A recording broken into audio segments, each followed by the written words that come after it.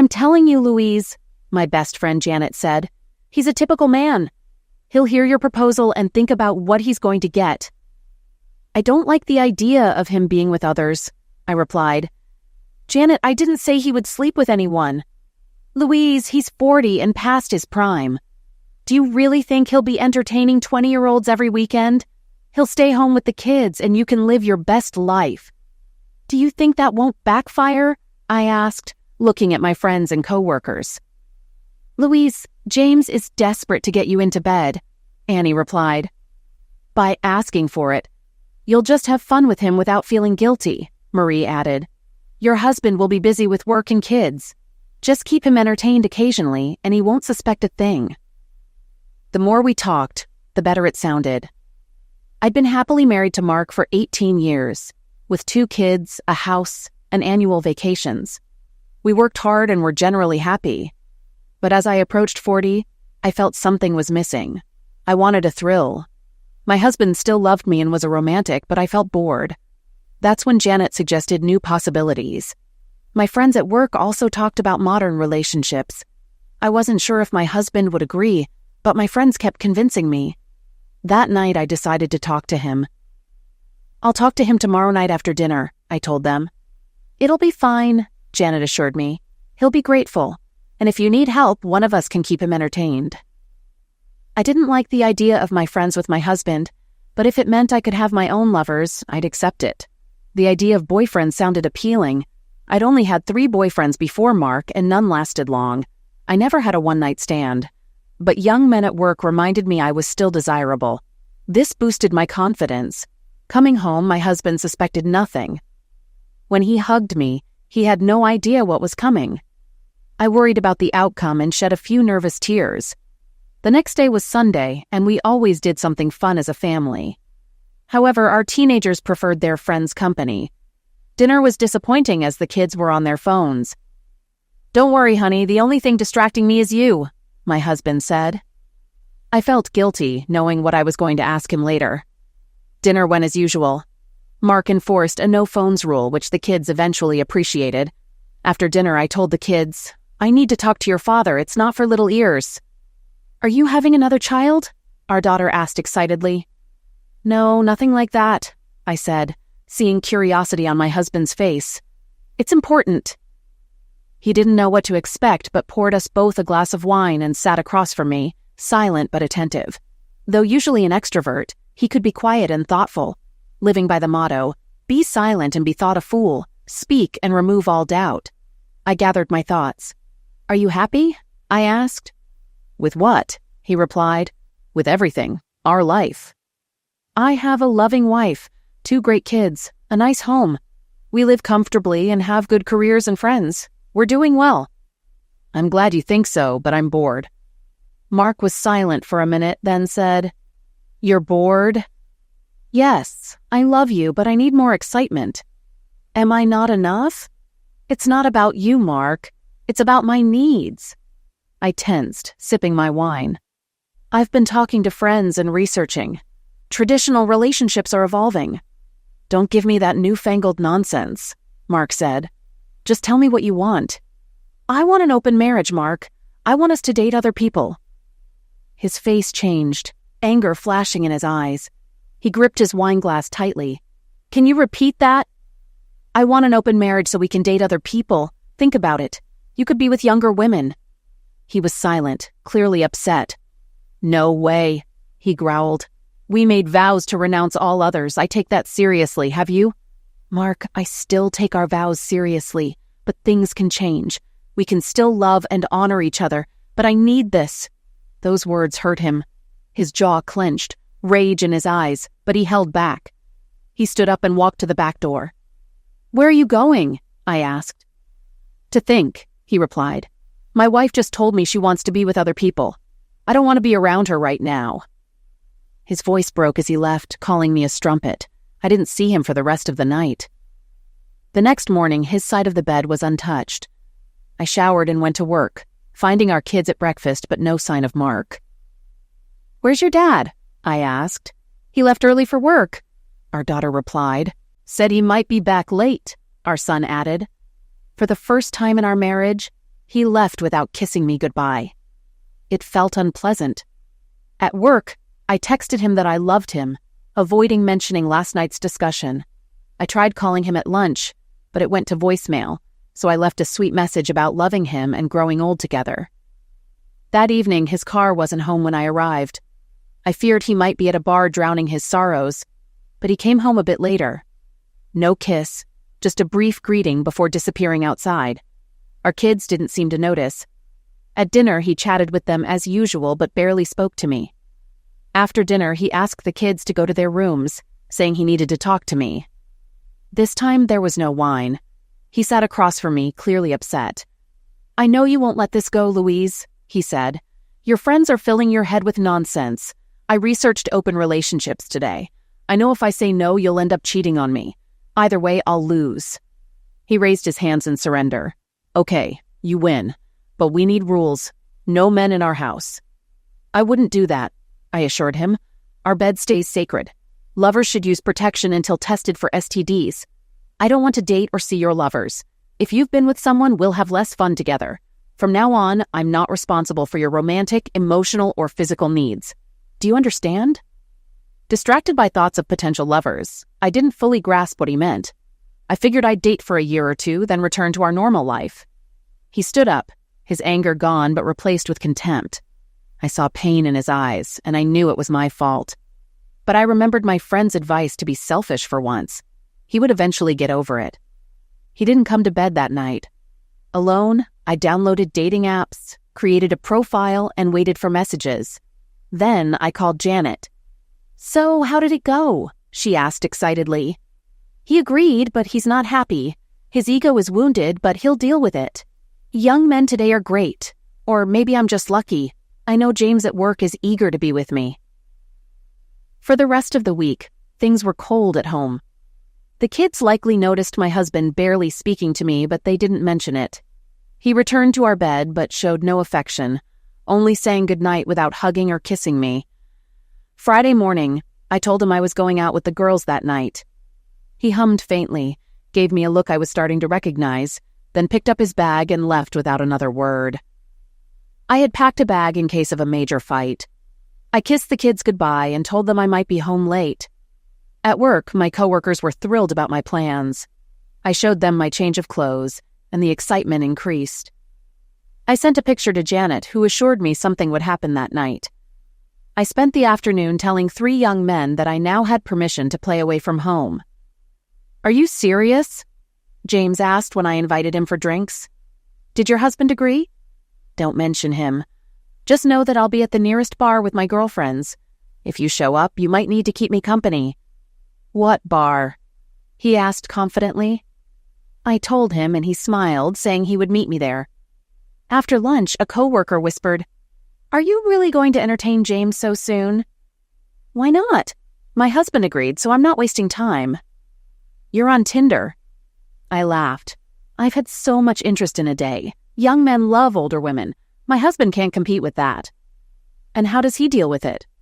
"We don't talk about it. He stays home with the kids." "Does that seem fair?" She smiled. "Who says it's fair? They agreed to it. If they can't find other women, that's their problem." I wasn't sure my husband would even look for another woman. He was monogamous, so his agreement was odd. I tried to focus on work but kept texting Janet. At 5 p.m., I changed, applied more makeup, and met Janet and the girls. We were soon surrounded by young men, and James appeared, excited to see me. We found a booth and talked. When I suggested we go to my booked hotel room, he practically dragged me out to cheers from my friends. We pounced on each other in the hotel room. Later, I showered, dressed, and checked out, ignoring the receptionist's judgmental look. At home, I found the bedroom empty and Mark in the study. Shaking him gently, he woke and met my gaze with cold, emotionless eyes. "Go back to sleep, Louise," he said, rolling over and ignoring me. "Are you coming to bed?" "I'm in bed. I told you the rules, Louise. You think I'm going to share a bed with you after tonight? Fine then," he scoffed. Back in the bedroom, I changed and got into bed, missing his presence beside me. If he wanted to sulk and sleep alone, that was his problem. If this continued, I wouldn't come home. For the first couple of months, I limited my date nights to Fridays and Saturdays, trying to maintain our relationship. But he rarely shared a bed with me now, and the kids were noticing. When I asked Mark about it, he gave me a scathing look and offered to explain to them what I had asked him to do. "You agreed to it," I objected. "Under duress," he growled. "You were going to have fun either way, but I wasn't giving you a divorce. You weren't taking the kids away." "I would never have taken them. Louise, your behavior is injuring them. They know what's happening. I wouldn't touch you now. I don't know what STDs you're carrying." His words took my breath away. I knew he was upset, but his anger and hatred were intense. I considered slapping him, but knew he'd punch back harder. Things grew colder between us. We were a marriage in name only. We hadn't had lovemaking since I asked for an open marriage. Did I miss him? Yes, I missed being in love with my husband and the way he held me. But I wasn't ready to give up my new lifestyle. Almost every weekend, I had a new date from Tinder. Janet and the girls suggested meeting regularly after work, so my outings increased to weeknights and weekends. Sometimes I didn't make it home, staying at Janet's or a friend's house when too drunk to return safely.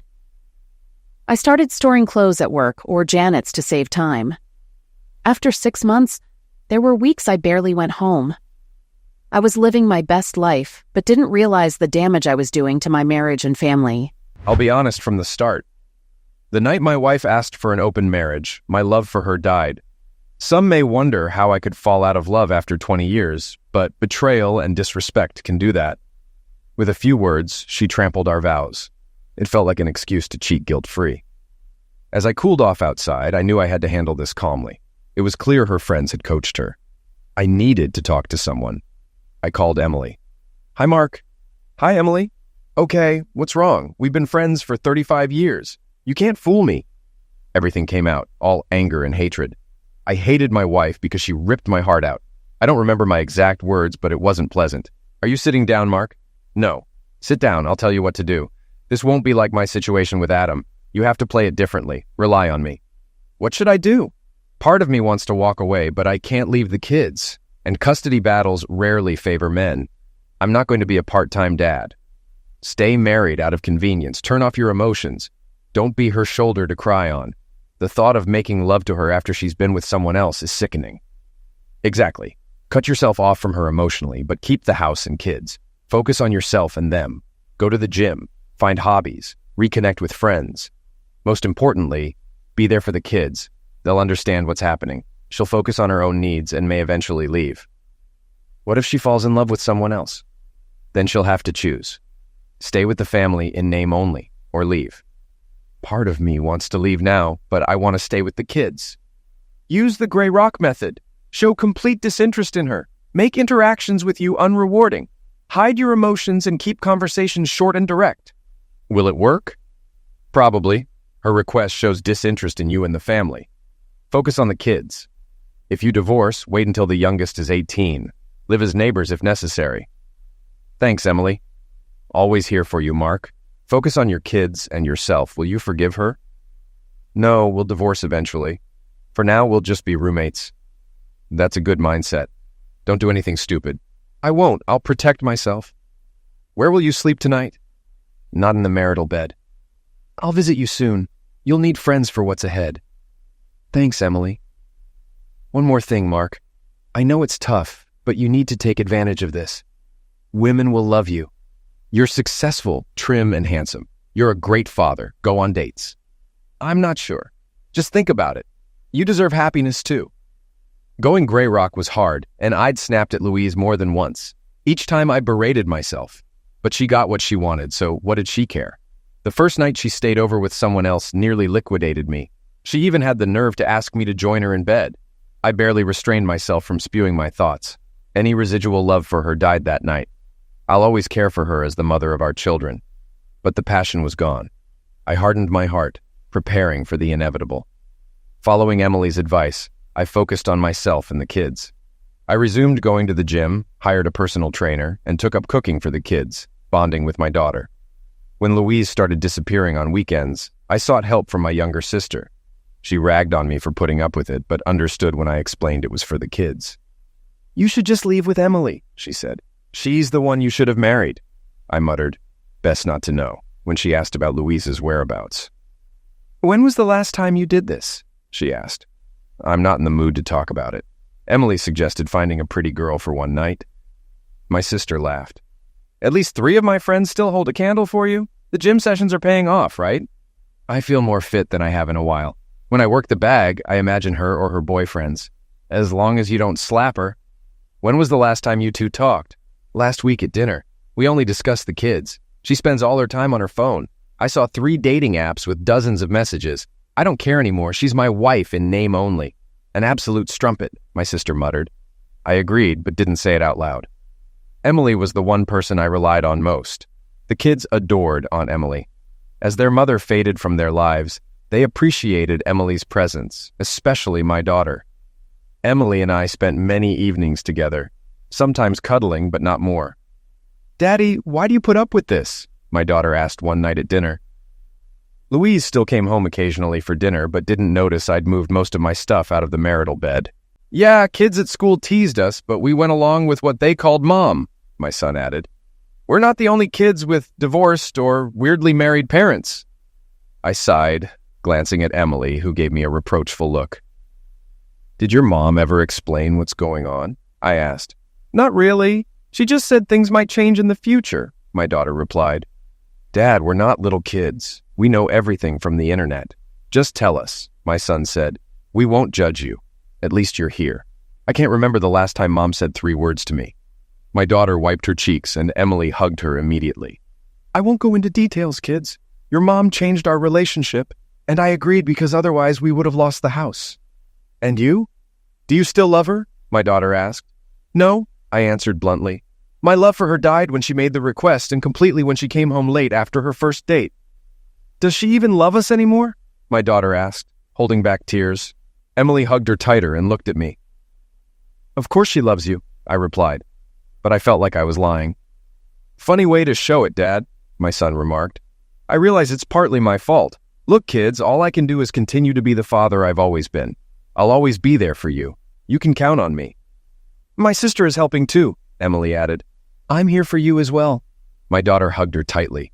Emily's eyes sparkled. She had wanted children, but never had any. "We like you, Emily," my son said with a smirk. "You make Dad happy. He's smiling again." My son made me blush. Emily smiled at me, a knowing smile. A few months passed quickly and our lives changed. I built an addition to the house as my private space, a bedroom, office, and living area. The kids loved it and we could all play together. When I worked from home, they kept me company. When Emily visited, we had our own space. I avoided my wife when she was home and we only communicated through texts. I didn't care what she did for a living. Her paycheck still went into a joint account, so bills were covered. I slowly removed her from my life, including as a beneficiary on life insurance. This was for my children's benefit. Emily stayed over often, but we weren't carnal. We slept in the same bed, but she understood I wasn't ready. I still wore my ring, feeling like I was still a husband. Emily didn't pressure me. She just held me and whispered that she loved me and would wait as long as I needed. "She's a fool," Emily whispered one night. "She has no idea what she's thrown away, and you still have to go on dates." "I'm a patient woman, Mark," she added, smiling. I confess, once given the freedom, I went a little wild. I had always been a faithful wife and mother, dedicating nearly 20 years to my family. It was time to live a bit for myself. Yes, my husband did the same, and he could take advantage of our open relationship too. He agreed to it. He could have said no, and while we might have argued, I would have understood. Deep down, I know I would never have cheated on him, but I did go a little crazy with Tinder dates. Not all were successful, but many young men were eager to take me to a hotel. Time flew as I lived life to the fullest, while still keeping up with bills and staying in touch with the kids. My husband avoided me at home, and we barely spoke. Realizing how much I missed out on my family hit me when I tried to spend a weekend at home. Conversations with my husband were like talking to a brick wall, only discussing the kids. I missed him and the kids, but was also having too much fun to stop. "Hi," I exclaimed as I walked through the front door. "I'm home." The lights were on, but no one responded. In the kitchen, my husband and 2 kids were having dinner, with Emily there too. I knew she had been friends with my husband since childhood.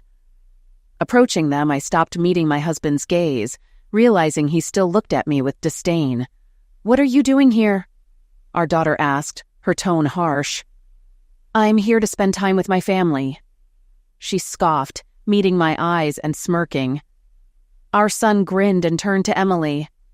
"Is there room for me?" I asked my husband.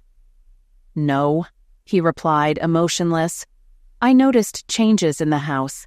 The living room looked like a museum, the kitchen was painted, and photos of us were missing. In the bedroom, it was clear my husband hadn't used it in a while. Opening double doors, I saw a large living space with a sleeping area and entertainment center. "What is this?" I asked. "My part of the house," Mark replied flatly. "And why did you build it? Why didn't you tell me?"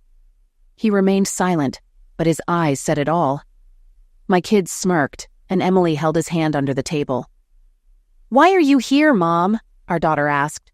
"Aren't you supposed to be on a date with one of your boyfriends?" I turned to my husband. "Do they know? Did you tell the kids about our arrangement?" "They've been asking where you've been. I told them."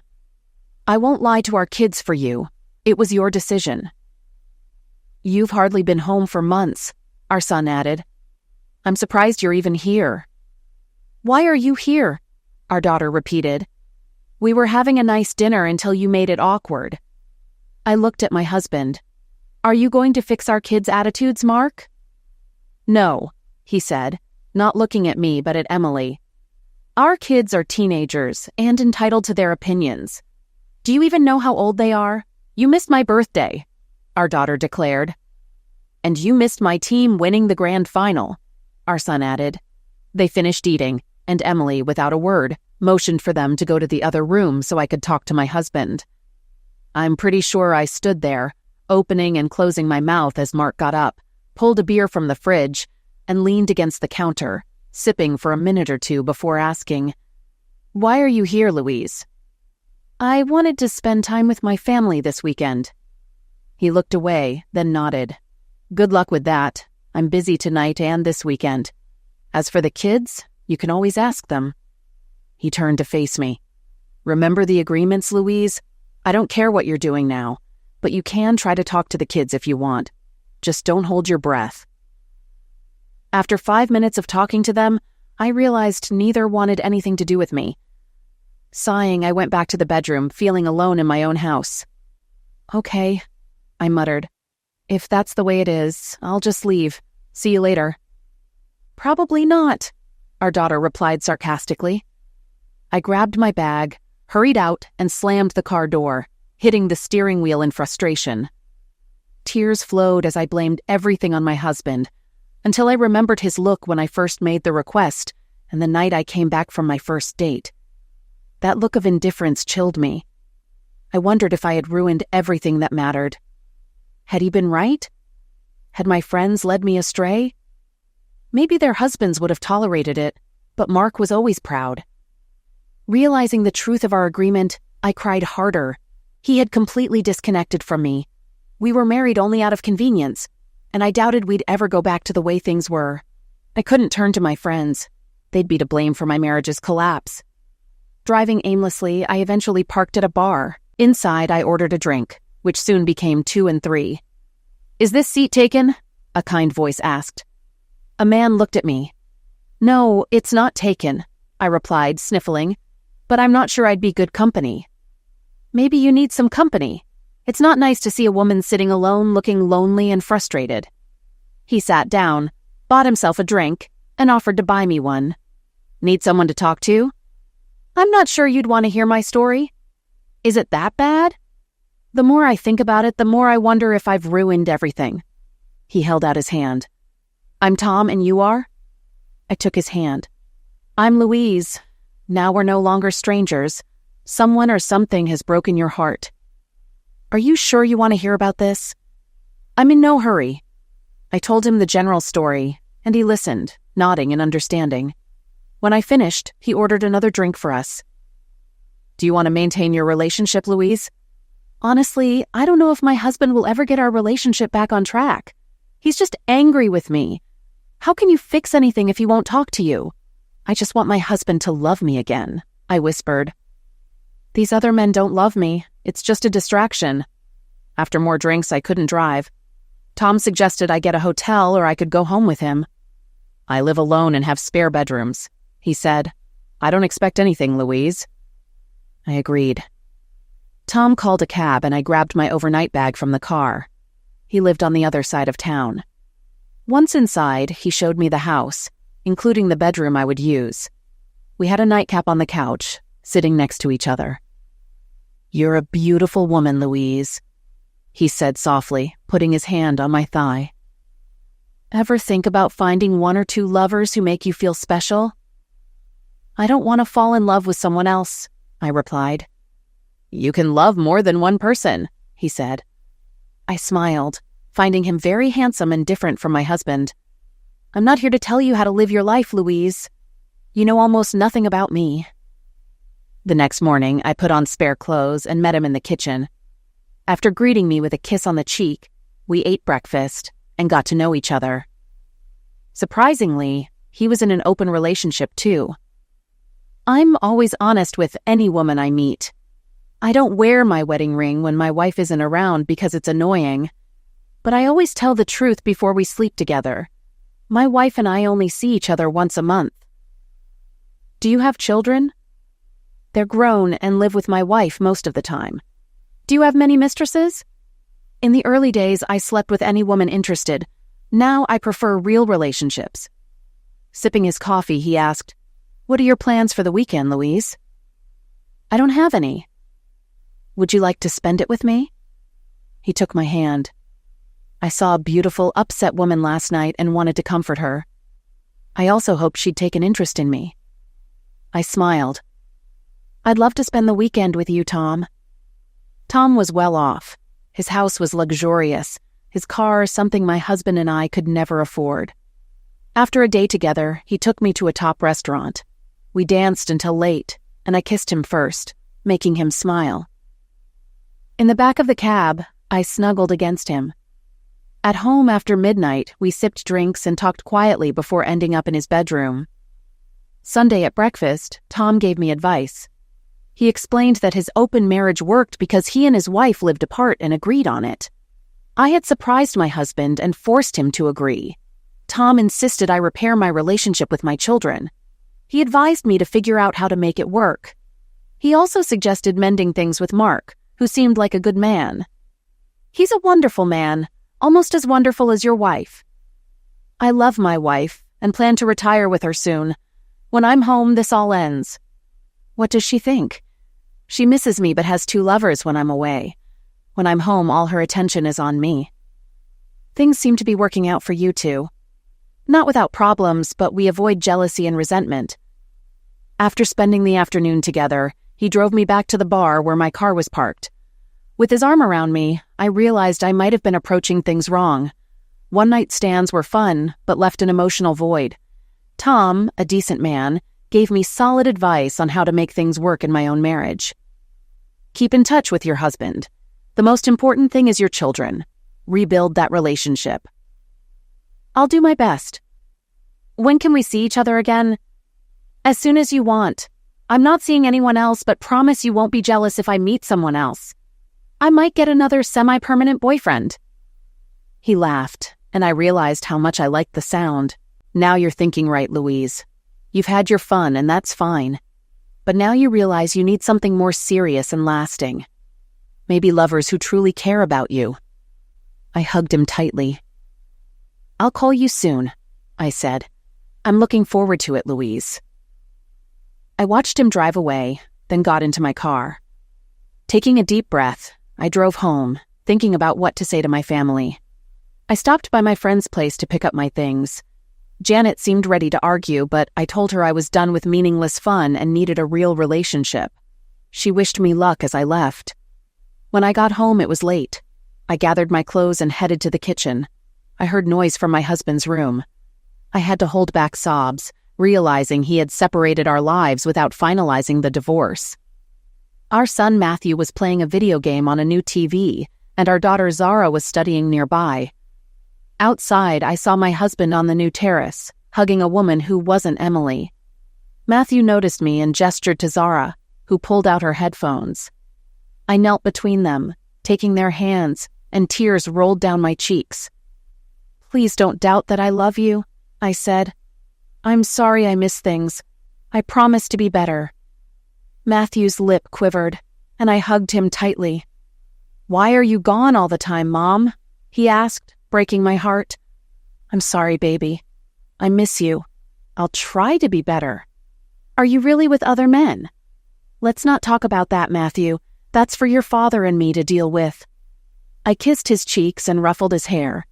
"I'll try to attend all your games next season." Turning to Zara, I saw she was unconvinced. "You broke Daddy's heart, Mom," she declared. "What a wife." "You're too young to understand." "I'm not too young," she shouted. "I'm 16, almost 17. I know what's going on. What happens in my marriage stays between your father and me, but your behavior affects us." She burst into tears and ran away. I didn't hear Mark until I felt his presence. "Are you staying for dinner, Louise?" he asked coldly. "I'll try to be here more often." "Mark, is this your wife?" a young woman asked. She was stunning and no older than 25. "I'm Cindy." "What about no visitors, Mark?" I asked. "She's here to keep me company. Not that you have the right to tell me what to do. We have a free relationship, remember?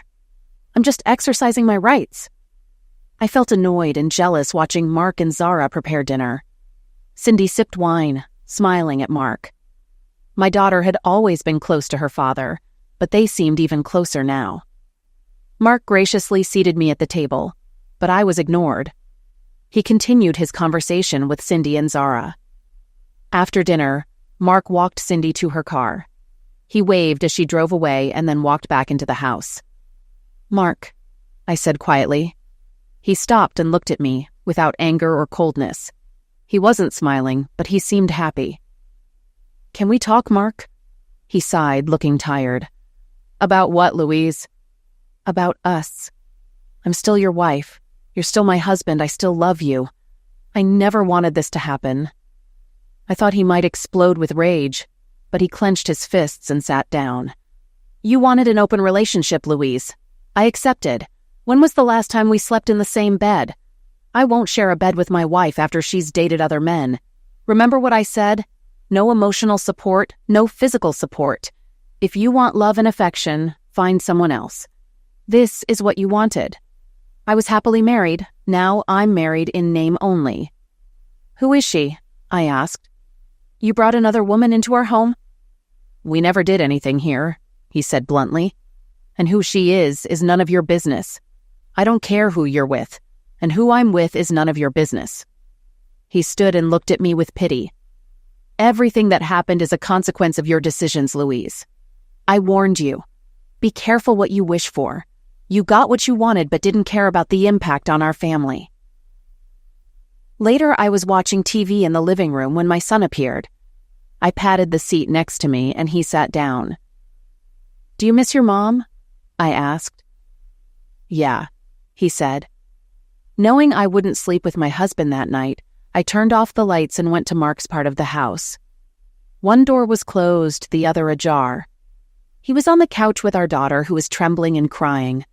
I knew I was the cause. If I walked in, things would get ugly. Sighing, I quietly closed the door and headed to my bedroom. It was no longer our bedroom, and I wasn't sure my husband would ever return to it. I took Emily's advice and decided if my wife could have fun, so could I. I quickly found many young women interested in a successful 40-year-old man. Friends and coworkers set me up with women they knew. I didn't want to date anyone too young, but Cindy, 25, was too cute to resist. Charlotte, 28, was a career woman seeking love on her own terms. Melissa, in her early 30s, was a lawyer and an amazing lover. And then there was Jessica, 21, the daughter of a coworker who was very honest about her interest in me. "I'm partial to handsome older men," she said on our first date. "Mark, can I be honest?" "Sure." "Your wife is an idiot. The only surprise is that this arrangement works. I'm jealous sometimes, but I knew it wasn't forever. I wanted someone to make me feel special, and we all know about Emily. I heard she extended her deadline. Yes, I now have a year to have fun. Do you think she's afraid to commit to you?" "Maybe. We've always been in love, but it's been platonic." Then you need to show her how you feel. How can you be so young and wise? All your girlfriends think it's a good idea. We all love Emily and agree you two are perfect for each other. Jessica clung to me. Don't feel guilty. Sometimes a woman needs to show she wants you. The next morning, we had breakfast together. Then I drove her home. After a long kiss, she went inside with a dreamy smile. I knew I'd hear about it at work. Back home, Matthew was yelling into his gaming headset. Zara was at the table, busy with her own things. I kissed her head and cheek. Have you two been okay the last 2 nights? I'm 16, Daddy. I can take care of myself. And your brother? He hasn't been too intrusive. Any sign of your mother? Not since Wednesday. Fair enough. What do you want for dinner? We had dinner together. Matthew ate quickly and returned to his game. Zara grinned at me as we cleaned up. I grabbed a beer and went to the deck. Zara joined me, settling on my lap. Daddy, are you happy? Depends. Am I happy with you? Yes, I love my children. Am I happy with my current situation? No. Am I happy with my personal life besides your mother? Yes, quite content. I think Mom has a boyfriend now. Good for her. You really don't care, do you? No, honey. We live separate lives. The only things we share are you two, some finances, this house, and a piece of paper. You two were never meant to be involved. I assumed your mom's disappearances would be noticed, but I wouldn't lie for her. I tried not to do the same, but she flaunted it, almost like I couldn't do the same. You've met some beautiful women, Dad. Yes, I have 4 beautiful women who know I'm married. They know it's not forever. They know I'm not leaving my marriage because of Emily. Daddy, are you in love with her? Zara whispered. She rarely called me Daddy now, only when she wanted to say something important. I pulled her closer, pondering her question. Emily is my best friend, Zara. She's been by my side longer than anyone. I've helped her through breakups and even fought guys who mistreated her. Sounds like love, Daddy. Your mother took my love for granted. Emily never did that. We've never been in a relationship, but I can rely on her more than anyone. Your mother knew that. Emily warned her that if she broke my heart, she might end up wanting to be with me. But are you having fun in the meantime? Emily knows everything I do and even encourages me. That's what friends are for, Dad. But I'll be thrilled when you marry her. Wait, what? Did she say something? No, but you deserve to be happy, and Mom hasn't made you happy since she made that request. Are you going to divorce her soon? No. She lives her life, and I live mine. When you and your brother leave home, we'll divorce. Emily arrived Tuesday night, and my daughter seemed to play matchmaker the whole time. My son was oblivious, but I cast reproachful glances at my daughter. After they went to bed, Emily snuggled up to me, wrapping her arm around my waist. She started giggling. Your daughter wasn't subtle today, Mark, she whispered. No, she's been talking about us getting married. Emily pressed closer. And what do you think of that idea? We need to get a divorce first. Do you love me, Mark? The only people I love more are my children and Louise. I don't love her anymore, Emily. So apart from your children, you love me the most? Yes, I loved Louise more once. We dated, married, had kids, and built a life together. But now, I think about you a lot. I'm grateful to Louise for giving me 2 wonderful children.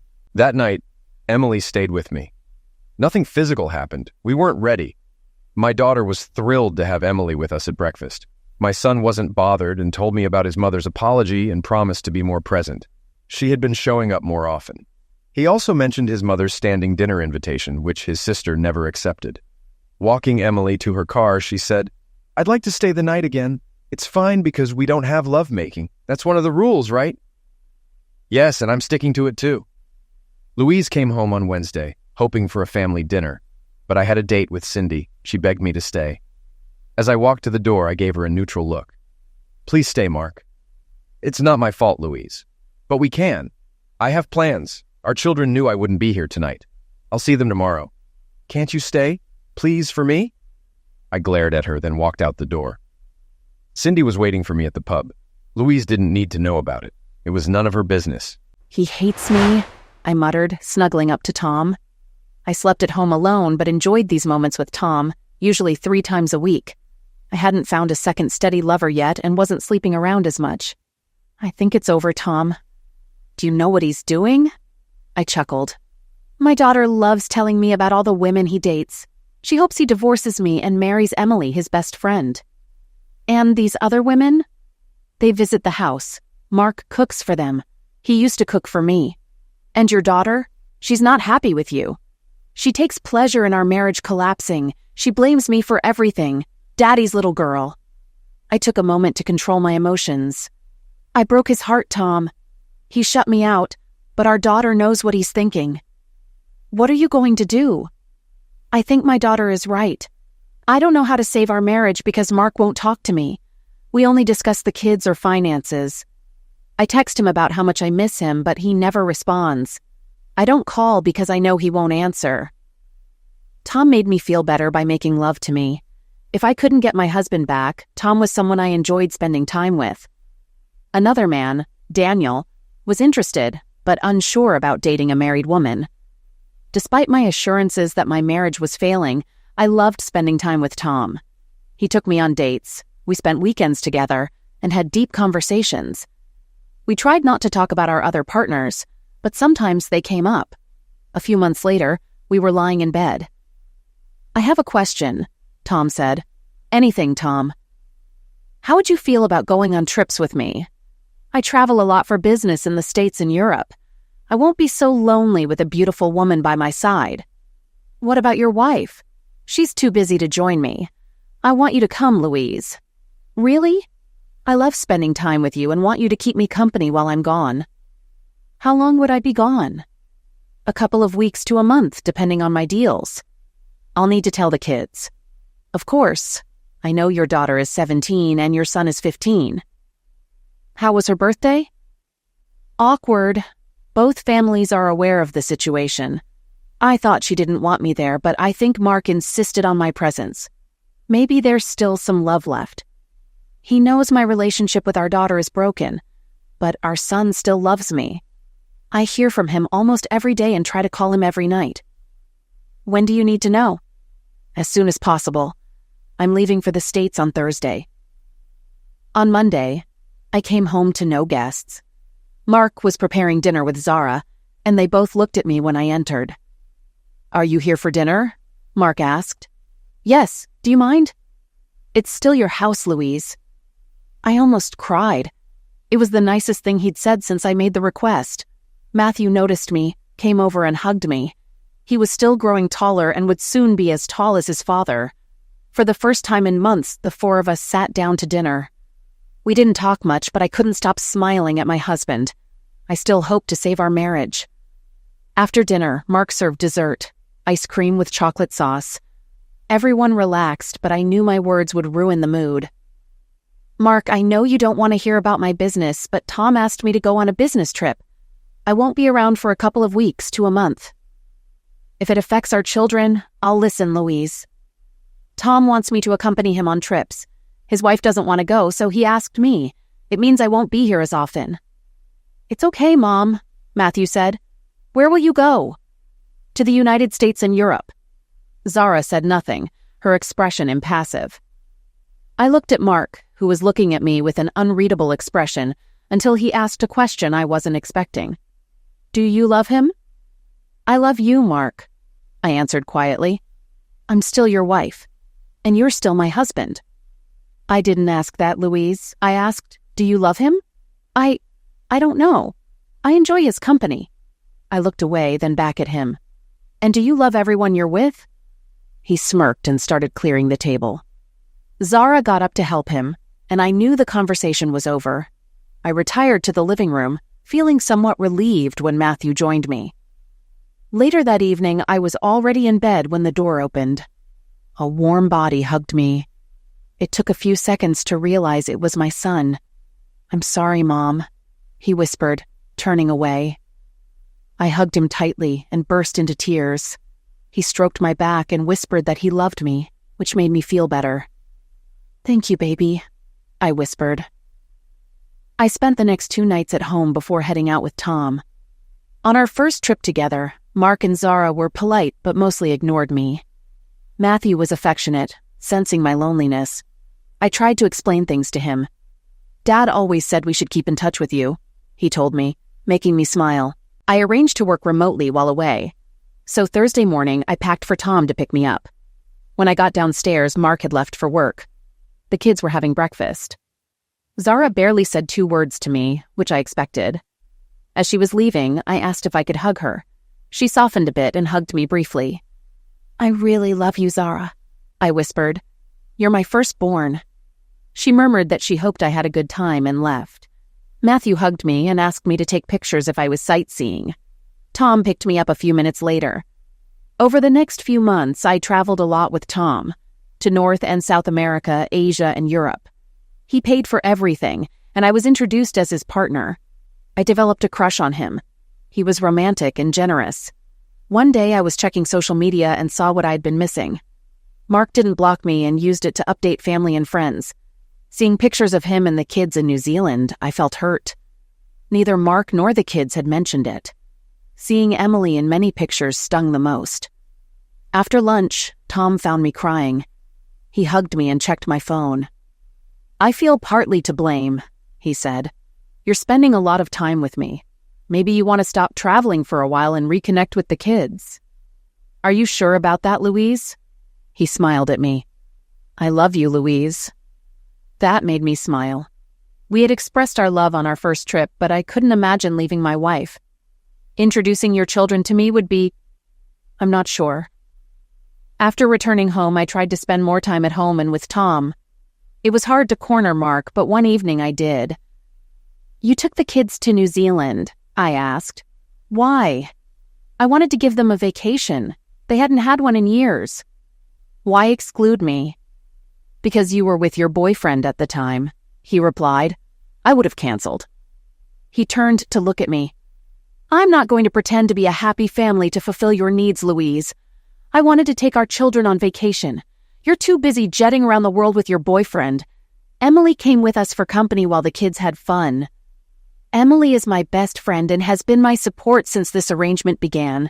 I invited her over for company." "What about Christmas?" "What about it? Are you planning anything? Am I involved?" "That's up to you, Louise." "Mark, if you just talk to me..." His eyes turned cold. "We have nothing to talk about. Since the night you made your request, you've made your thoughts on our marriage clear." "Mark, I miss you. I want my husband back. I can't remember the last time we shared a bed. And it's your fault, Louise. I refuse to be carnal with a wife who wants other men." "But you agreed to it." He chuckled, shaking his head. "You still don't get it. I never wanted this. I wanted my wife to stay faithful. You pushed for an open marriage, so I had to agree or lose you. Either way, I lost. I would never cheat on you, Mark. You were so eager to be with other men. Don't take me for a fool, Louise. You're with other women too, Mark. Don't make this all about me." He stepped closer, his anger melting away. "Your friend Janet put this nonsense in your head. Do you know her husband finally kicked her out? She partied and brought men home while he took care of the kids." I was shocked. I hadn't spoken to Janet in months and never expected her to be so disrespectful to her husband. I realized Mark had probably figured everything out from the start. "I don't know what they'd say." "Louise," he said, emotionless, "you took advice from people who destroyed our marriage. There's no going back." He stepped forward again. "Why did you do it, Louise? Was I a bad husband or lover? Did I make you unhappy?" "I was bored." "Not good enough. Boredom isn't a reason to tell your husband you want other men." I met his gaze, my eyes filling with tears. I couldn't explain without further destroying our marriage. I'd realized I'd made a selfish request, forced him into something he hated, and listened to bad advice. My friends made dating seem exciting, and I found that attractive. They filled my head with stories of advantages and opportunities in an open marriage. And what did they say about the husband who had to deal with that? I lowered my head. Janet said it was never fair. "I never wanted anyone else, Louise," he said sadly. "Until that night, I was a happily married man. Your request showed complete disrespect for me and our marriage." I sighed. We hadn't spoken like this since the night he agreed to the arrangement. I knew this was the end of our marriage. His love for me had faded, at least as far as being my husband. "What do we do, Mark?" "Keep this arrangement until the kids are 18. Then we'll decide." I burst into tears, and to my surprise, he put his arms around me, breaking me completely. I collapsed against him, clinging tightly. I knew he didn't love me, but he probably still didn't want to see me cry. The love was gone, but so was the hate. "We'll spend Christmas together, Louise," he said. "But I'm living my own life now. Our marriage is practically over. You should realize that by now. You're trying to hold on to something that has withered and died. Even if I stop everything, you're different now, and so am I." "I don't want to lose you, Mark. You're my husband, and I still love you." He sighed but didn't let go, gently caressing my back. He remained silent, knowing the truth already. I knew what he was thinking and what he would eventually do. I couldn't hate him for that. Finally, he let go, giving me a chance to wipe my eyes. I met his gaze. There was no warmth, but he understood my emotions. "Do you want some dinner?" he asked. I almost cried again. It had been too long since we had dinner together. We cooked something simple and filling. The conversation was awkward and some topics were off limits, but after a couple of beers we started reminiscing. "Where are the kids?" I finally asked. "Zara is out with friends. Matthew is at a sleepover. I was just enjoying a night alone." "It's okay, Louise. I think we needed this conversation." "Zara hates me." He shook his head. "No, she doesn't hate you. She's Daddy's little girl and doesn't like that her mom has a boyfriend." "What does she think about Daddy having a girlfriend?" He chuckled. "I think she's a little jealous. She's felt neglected." "Do you love Emily, Mark?" "You know I love Emily. She's been my best friend most of my life." "Are you with her now?" "No. She's been there for support. She won't be with me until we're divorced." I couldn't hold back the tears. "Are you serious about this divorce? Are you happy in our marriage? This is the longest conversation we've had in a year. I wish things were like they were before, but you can't turn back time. What's done is done." He invited me to have a drink in his cabin. It was decorated with love, warm, and the kids loved spending time there. We shared a bottle of wine, talking about the past. The next morning, I woke up in his arms. I realized I'd had too much to drink. Disappointment set in when I realized nothing had happened. Mark opened his eyes and smiled. "Apparently, we had a bit to drink last night. We're still dressed, so nothing happened." "Mark." Snuggling closer, I asked, "Would you be interested? When was the last time you did it?" "Over a week ago." He raised his eyebrows. "I've never stopped finding you attractive, Louise. You're still a beautiful woman." "Do you mean that?" "Of course. I'm not going to lie about that. Mark, I know you don't particularly like me, but would you entertain your wife? We haven't done anything in over a year. I miss being with you." He sighed and pulled me tighter, whispering he was sorry. I whispered back that he should never apologize. He had closed off a part of himself from me, and he couldn't give me that part anymore. "Thank you for telling me I'm still beautiful," I whispered. He disappeared to take a shower, then got dressed and had a quick breakfast. As he was leaving, I asked for a hug. He put his bag down and hugged me tightly for the first time in a year. In a way, it was a symbol of the end. One last hug before he left. But I knew one day we would hug for the last time before our marriage ended. "I love you, Mark," I whispered. "I've never stopped loving you." He didn't respond. I followed him to the driveway, watching him get into his SUV. I couldn't resist waving, and he honked before driving away. "You're 18 now, Zara, and Matthew is 16. I think it's time." "Are you finally going to divorce her?" "You shouldn't be so excited, Zara. Dad, your marriage has been a sham for too long. You deserve to be happy with someone who loves you. I'll let Matthew know, and when your mom gets back, I'll give her the paperwork. I'd prefer a joint application to make it faster. Your mom knows I want a divorce, so this shouldn't be a shock." "Did you tell Emily?" "Yes. She wanted to wait until we were divorced, but we've waited long enough. I'll discuss living arrangements with your mom." Louise hadn't lied to our son about Tom. She spent time with him when he traveled, but was home when she wasn't away. We spent Christmas together, almost like old times. My side of the family was friendly, and her side seemed somewhat supportive. Talking longer than we had in over a year helped thaw our feelings. We became friends again, but the love and closeness were gone. We could be around each other and talk easily. I knew she still loved me, and I hoped I might rediscover my love for her. But my feelings weren't the same. I couldn't love her like I used to. When she came home a few nights later, I gave her a couple of days to settle in. I wasn't going to be cruel and file for divorce immediately. The hatred I felt in the first few months had long gone. Finding my own girlfriends helped me understand her, up to a point. Emily helped me stay calm. One evening, we had dinner as a family, and Zara was affectionate with her mother. I felt it was because she knew what was coming. Matthew always loved his mother, though he knew what was happening. He was upset, but understood it was necessary. Alone with Louise, I asked her to wait at the table while I got the papers and placed them in front of her. She immediately cried, realizing what they were without looking. "I can't apologize for this, Louise. The only thing that could have been different was doing it 12 months later. But I stayed to be near the kids. After I stopped hating you, I didn't mind sharing a house. We never brought lovers here and never flaunted our relationships." I took her hand. "Read the papers. If you agree, we can file them as a joint application. Zara is 18 now, so she's not considered a child. Matthew is 16. I think he should stay here until he's 18. What do you want to do?" "That's up to you, Louise." I made sure she was looking into my eyes as I added, "I'm going to be with Emily after the divorce. I'll propose to her and likely move in with her.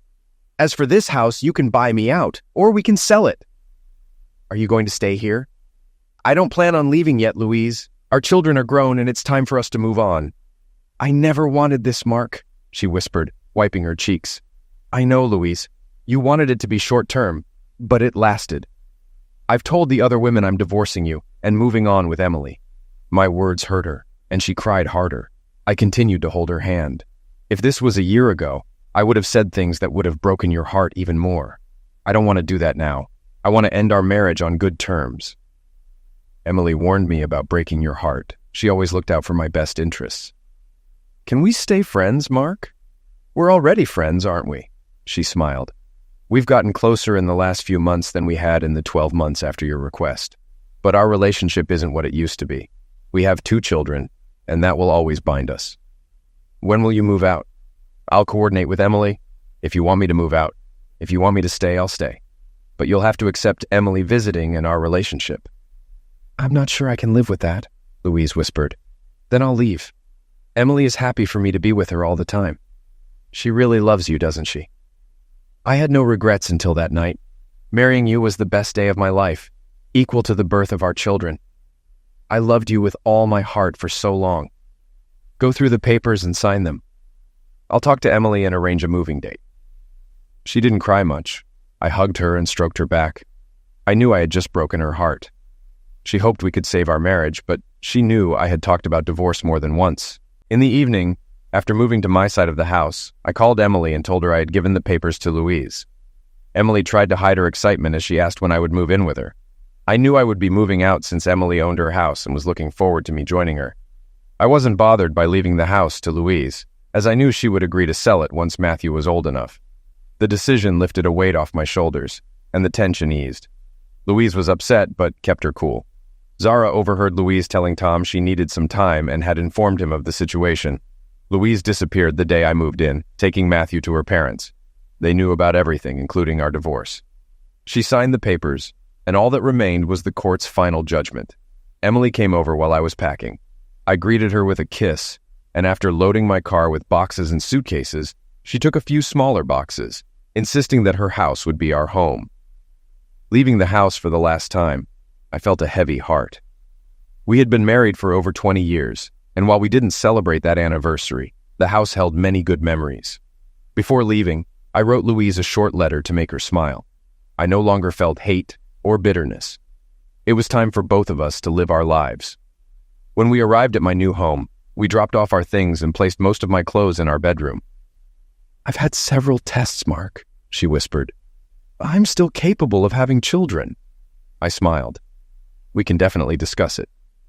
"I love you, Mark. Over the past few months, I've fallen in love with you. You've been my best friend for most of my life. Believe me, I feel the same way now. When was the last time you were with someone?" "A couple of months ago. I got tested after my last time with Cindy. I'm fine. When was your last time? She blushed. I was waiting for you to start the divorce. I knew I couldn't wait until it was official. She made dinner that night, and we sat at a candlelit table, sharing wine and easy conversation. After dinner, we loaded the dishwasher, and she led me to her bedroom. Emily was different from Louise, shorter and slimmer. 2 months later, a month after our divorce was finalized, I proposed to Emily after a lovely dinner at the harbor. She rushed to me when I put the ring on her finger. At home, she thanked me for making her so happy. I told the kids about the engagement. Zara was thrilled as she adored Emily. Matthew was happy, but had hoped his parents would reconcile. I didn't tell Louise. During the divorce proceedings, we kept our distance, settling everything without seeing each other. Emily didn't want a lavish wedding, just an engagement ring, a white dress, and vows to make us husband and wife. Our second wedding was small, with only close family and friends. Both my children attended. Matthew was surprised but accepted the invitation, showing loyalty to his mother. I didn't invite Louise, knowing it would hurt her. By then we were socializing again, and she had visited my house more than once. Emily didn't mind Louise, but she suggested that my ex-wife lived with many regrets. On our wedding day, Emily was 5 months pregnant. She was radiant, looking forward to becoming a mother, and I couldn't wait to be a father again. Mark found his happiness the day he married Emily. I wasn't invited, and probably wouldn't have gone if I had been. Despite everything, I was happy for them. Emily looked beautiful in the pictures. I had hated her for a while after Mark moved out, but those feelings faded after she invited me over and we talked about everything. Marrying Mark had been the best day of my life, matched only by the birth of our children. I regret asking for an open marriage and acting on it the next day. That day, my husband stopped loving and trusting me, marking the beginning of the end. My relationship with Tom slowed down after the divorce. I loved him, but he would never leave his wife. We eventually ended things amicably. Alone in the big house with just my son, as Zara had moved out for university, I felt the weight of my decisions. Zara blamed me for everything, but still visited on weekends. It would take time to fully mend our relationship. Finding love again was hard. Men like Mark and Tom were rare. With Mark, I ruined a beautiful marriage, and Tom was a good-hearted man who never wanted a full commitment. I dated occasionally, but found most men insincere. I was honest about my divorce, which led to harsh judgments and names. Years later, I met John, who seemed like a good match.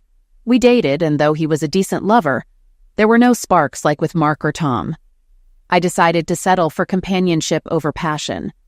On Christmas Day, I went to John's apartment, finding it empty.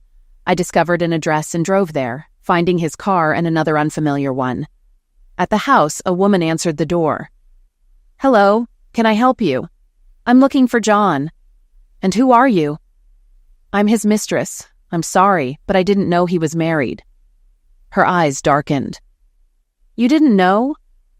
"He never wore a ring or mentioned you. I was in an open marriage and never would have gotten involved if I'd known." She sighed, thanking me as John appeared. "Oh, crap," he whispered. "You're an idiot, John," I said. "I never would have been involved if I'd known you were married." Diane, his wife, apologized to me. "I'm sorry, Diana. I've been through this before and had no idea." I looked at John again. "You're such an idiot. And by the way, it's over between us. I never lied about my past or why I got divorced. I know I screwed up, but you're just a cheating piece of crap." Getting back in the car, I refused to cry over him. I felt sorry for Diana and hoped they didn't have kids, or if they did, that they were grown so the divorce wouldn't affect them. He'd probably claim I was crazy or lying, but I knew carnal details about him that only a wife would know. Driving aimlessly around town, I didn't know where to go. The kids were with Emily, Mark, and their families, and I didn't want to intrude, even though I had a standing invitation. I stopped at the house I'd kept after the divorce, but couldn't bring myself to go inside and spend Christmas alone. Sighing, I drove to my ex-husband's home. Mark opened the door, saw me, and hugged me as I cried. "I keep ruining everything," I sobbed into his chest. Unexpectedly, I felt another person hug me. "Stay with us," Emily said. "You're still family, Louise." "Mark." "You were always welcome to join us, Louise." Our children are here and you can spend time with our daughter. I'll introduce you as Aunt Louise." I looked at Mark's face. He hadn't changed much since our divorce and still looked as happy as he did in the early years of our marriage. "Are you sure you're okay?" Both of them held my hands. "We're sure," Mark replied. "It's Christmas, a time for family, gratitude, and forgiveness. I've already forgiven you, Louise. It's time you forgive yourself." My daughter smiled and hugged me as I held my grandson. Mark's parents were friendly as always, and Emily's parents were polite and welcoming. Matthew hugged me for what felt like hours. Spending the day with such a loving family made me smile again. Zara, her husband and child, left in the afternoon, and Matthew left shortly after to see his girlfriend. Both sets of parents left early, leaving me with Mark, Emily, and their 3-year-old daughter. I explained what had happened while we sipped wine. They were sympathetic and understanding. Mark even offered to confront John, which made me smile. I couldn't stay all night, but Emily suggested a place for me to stay. "I'm going to sell the house," I told them. "It's too big for me now. I'll find an apartment or something." "Please stay tonight, Louise," Mark added. "We managed to live together for almost 2 years when things were tough. Now that we're friends, you don't have to leave." "Are you sure?" I noticed them glance at each other and smile. "Pack your things, Louise. You'll always be welcome here," Emily replied. After a long shower, I watched from the doorway as Mark read a story to their daughter, holding back tears, remembering how he had done the same for our daughter long ago. Heading to the guest room that Emily had prepared, Mark gave me a hug before Emily did the same. "I hope we can be good friends in the future," she said quietly. "It means I get to see him more often." "Do you still love him?" I nodded, barely holding back tears. "I'm so sorry, Louise. I hope you understand." "I'm sorry too." I heard their bedroom door close and shut my own door. Lying in bed, I hated being alone, but it was better than any other option but being with Mark. I pondered my life and future. Maybe I should focus on my career and grandchildren and give up dating. There was no jealousy in Emily. She had the man she wanted, and I wasn't a threat. Maybe I could just be her friend. Tomorrow was another day. Eventually, I would figure it out.